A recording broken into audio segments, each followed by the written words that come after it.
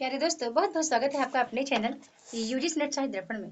तो प्यारे मित्रों, आज एक व्हाट्सएप पे मैंने एक छोटा सा पोस्ट किया था। ठीक है, व्हाट्सएप स्टेटस मैं लगाई थी केवल ये जांचने के लिए कि आपकी एकाग्रता, आप कितने निगरानी से प्रश्न को देखते हैं।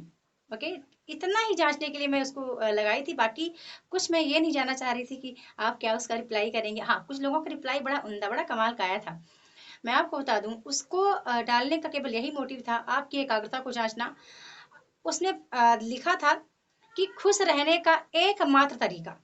अब जब प्रश्न में ही लिखा है कि खुश रहने का एकमात्र तरीका बताना है, केवल एक बताना है, तो हम चार चार टाइप क्यों करें, है ना। हम चार पाँच, दो तीन और ज्यादा टाइप क्यों करें, केवल बताना तो एक था।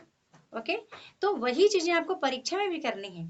परीक्षा में बंधु जितना पूछा जाएगा उत्तर केवल उतने का ही देना है, ज्यादा उत्तर नहीं देना है। और उत्तर आपके पास स्वयं होगा, प्रश्न भी आपके स्वयं होगा।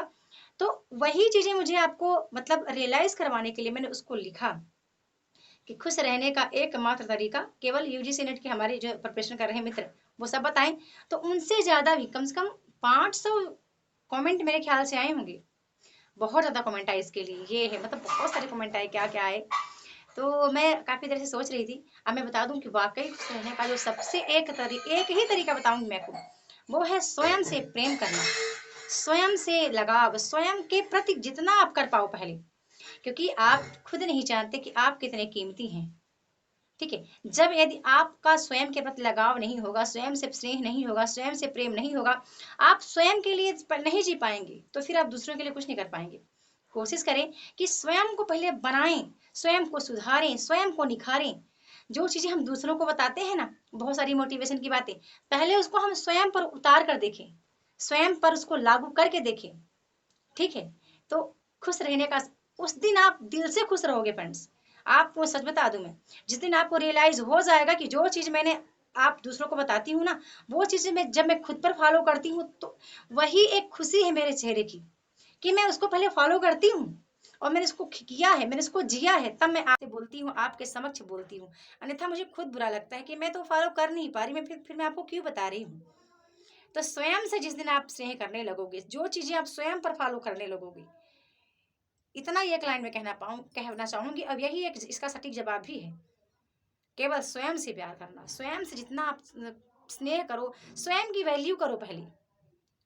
ठीक है, तब आप चीजें दूसरों को बताओगे, तो उस दिन आप खुश रह पाओगे। ठीक है, तो स्वयं से प्रेम करना खुश रहने का सबसे और एकमात्र साधन है।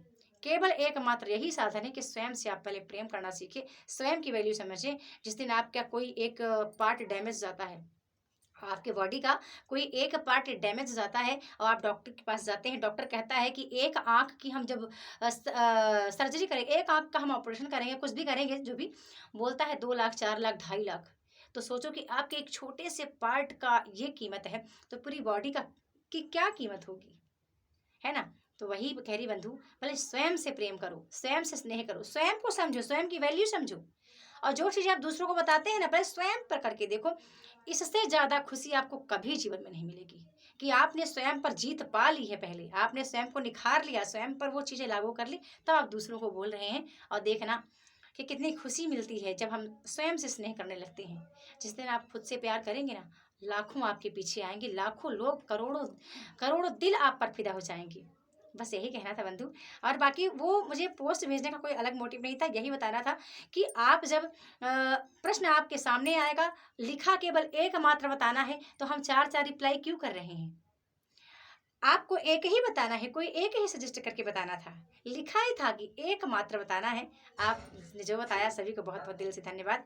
तो बस यही बताना था आपको, और ऑल द बेस्ट।